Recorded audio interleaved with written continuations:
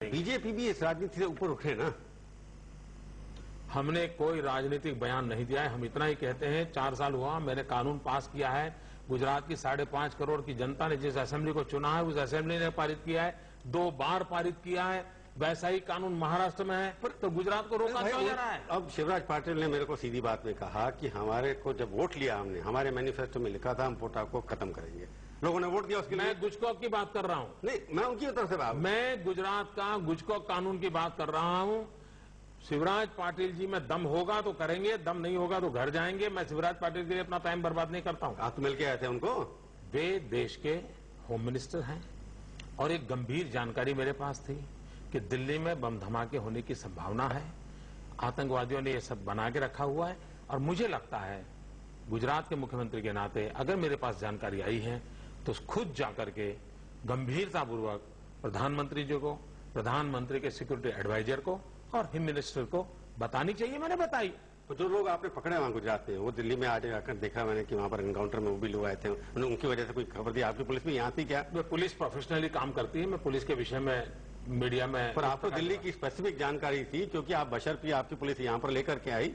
जो मुझे जानकारी जितनी देनी थी प्रधानमंत्री को भी दी है, होम मिनिस्टर को भी दी है और मैं पहले दिन से कहा है कि मैं टेररिज्म के ऑपरेशनों की चर्चा का राजनीतिकरण करके कभी उसका फायदा लेने की कोशिश नहीं करूंगा। आपको लगता है कि ये नेटवर्क सिमी का जो आपने पहली बार कहा कि सिमी के लोग इन्वॉल्व हैं, उससे पहले लोग कहते थे कहीं और से हैं, एशियन मुजाहिदीन होगी, तो आपने जो क्या यूज किया, टेक्नोलॉजी यूज की, प्रिवेंशन क्या क्या किया? देखिए, पुलिस ने बहुत प्रोफेशनली काम किया है। ह्यूमन इंटेलिजेंस का उपयोग हुआ है, टेक्नोलॉजी का उपयोग हुआ है, सारी इंफॉर्मेशन को सीरियस माना गया है और एक के बाद एक टीम बना करके पुलिस के लोगों ने काम किया है और मैं मानता हूं कि पुलिस को प्रोफेशनली काम करने देना चाहिए। एक बात जो और कही है, होम मिनिस्टर ने भी कही है, उनकी तरफ से आ रहा है बार बार कि एक सेंट्रल इंटेलिजेंस एजेंसी होनी चाहिए। आपको लगता है अभी कोऑर्डिनेशन है जो आप कर रहे थे, यूपी गवर्नमेंट में जो हो रहा था, राजस्थान में हो रहा था, मध्य प्रदेश में हो रहा था, आप लोग एक्सचेंज करते थे इन्फॉर्मेशन के लिए? मेरी पुलिस के मुखिया ने जो इन्फॉर्मेशन दी है कि हम पूरे हिंदुस्तान की पुलिस का गौरव मानते हैं, उसके बाद उसकी बारीकियों में कुछ भी कहना मेरी दृष्टि से उचित नहीं होगा। मैंने सवाल जो मोदी जो एक जरूरत पड़ रही है कि सेंट्रल इंटेलिजेंस एजेंसी होनी चाहिए टेररिज्म के लिए, एक बात उठ करके अभी कैबिनेट में भी आई। मैंने भारत के प्रधानमंत्री को लगातार इस विषय पे कहा है कि हमारे देश में एक फैशन हो गई कि यूपीए वाले राज्य में कहीं घटना घटती है तो दिल्ली कहती है कि हम तुरंत पकड़ लेंगे और एनडीए राज्य में घटना घटती है तो तुरंत कहा जाता है इंटेलिजेंस फेलियर है, हमने जानकारी दी थी। और मैंने कहा था भाई ये वेदर रिपोर्ट जैसी अपनी जानकारियां होती है, ये भी मैंने उनको कहा था। और तब मैंने कहा था, प्रधानमंत्री जी को आग्रह से कहा था, जैसे सरदार पटेल ने आईएएस आईपीएस कैडर का एक भारत का एक नया रूप दिया था, अच्छा होगा कि central government Indian intelligence service ऐसे स्पेशल कैडर तैयार करें, ग्रास रूट लेवल तक। क्योंकि आज अगर पुलिस को इंटेलिजेंस डिपार्टमेंट में भेजते हैं उसको पनिशमेंट पोस्टिंग लगता है, साइड ट्रैक लगता है, उसके बजाय क्यों ना हम उसके all India intelligence service IAS IPS की तरह और एक प्रोफेशनली करें। गुजरात में हम कुछ इनिशिएटिव ले रहे हैं, जैसे हम आज हाईटेक टेररिज्म है, क्राइम हाईटेक होता जा रहा है, उसमें टेक्नोलॉजी का बहुत उपयोग है। Gujarat is the first state in the world जो हम फॉरेंसिक साइंस यूनिवर्सिटी बना रहे हैं। इसी वर्ष हम इस काम का प्रारंभ कर देंगे जो क्राइम डिटेक्शन में बहुत बड़ा रोल प्ले करेगी। दूसरा हम काम करने जा रहे हैं रक्षा शक्ति यूनिवर्सिटी। रक्षा शक्ति यूनिवर्सिटी में हमारा कंसेप्ट ये है कि 12वीं कक्षा के बाद जिनको भी सिक्योरिटी फील्ड में जाना है, चाहे आर्मी जाना है, एयरफोर्स जाना है, पुलिस में जाना है, बीएसएफ जाना है या प्राइवेट सिक्योरिटी एजेंसी चलानी है या डिटेक्टिव एजेंसी चलानी है, तो 12th के बाद वो उस यूनिवर्सिटी में दाखिल होगा। 5 साल का उसका रिगरस ट्रेनिंग होगा।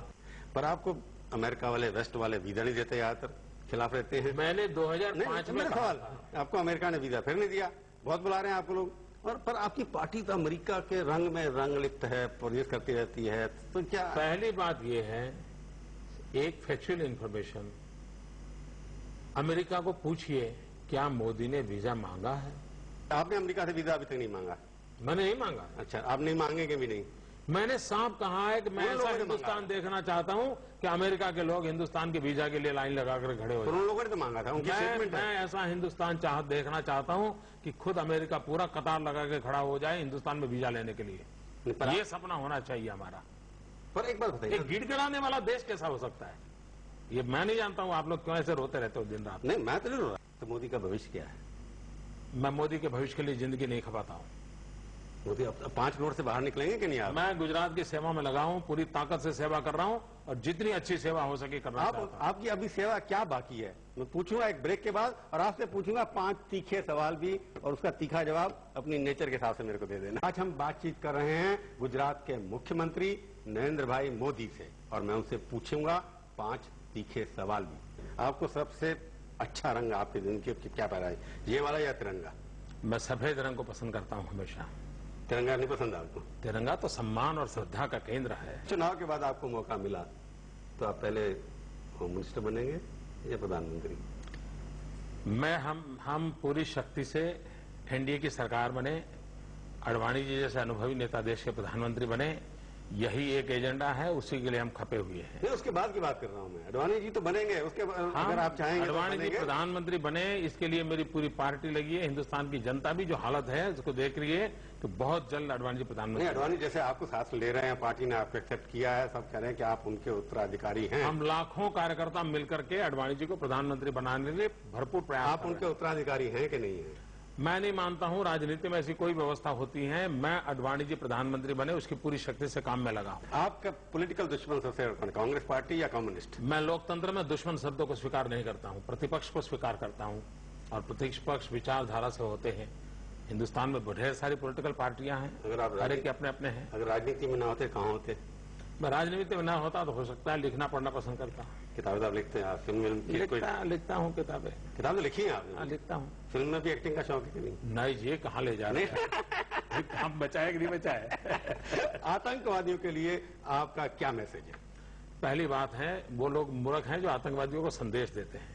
आतंकवादियों को संदेश नहीं होते हैं, कार्रवाई। आतंकवादियों को एक्शन चाहिए, आतंकवादियों की भाषा में होना चाहिए। आप हमारे स्टूडियो में आए, बहुत बहुत धन्यवाद। आपकी भाषा को सुनते रहेंगे आप।